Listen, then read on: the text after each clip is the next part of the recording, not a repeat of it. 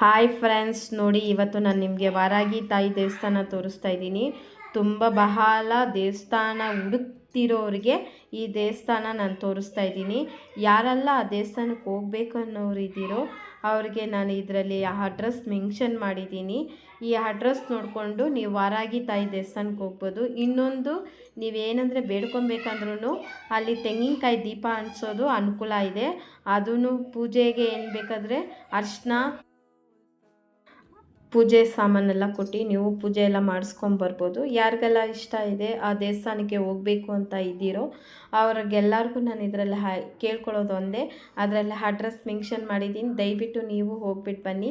ಯಾರಿಗೆಲ್ಲ ವಾರಾಗಿ ತಾಯಿನ ತುಂಬ ಇಷ್ಟಪಡ್ತೀರೋ ಅವರೆಲ್ಲ ನೋಡೋಣ ಕಮೆಂಟ್ ಎಷ್ಟು ಮಾಡ್ತೀರಾ ಅಂತ. ಹಾಗೆ ಲೈಕ್ ಮಾಡಿ, ಸಬ್ಸ್ಕ್ರೈಬ್ ಮಾಡಿ, ಶೇರ್ ಮಾಡಿ. Bye friends.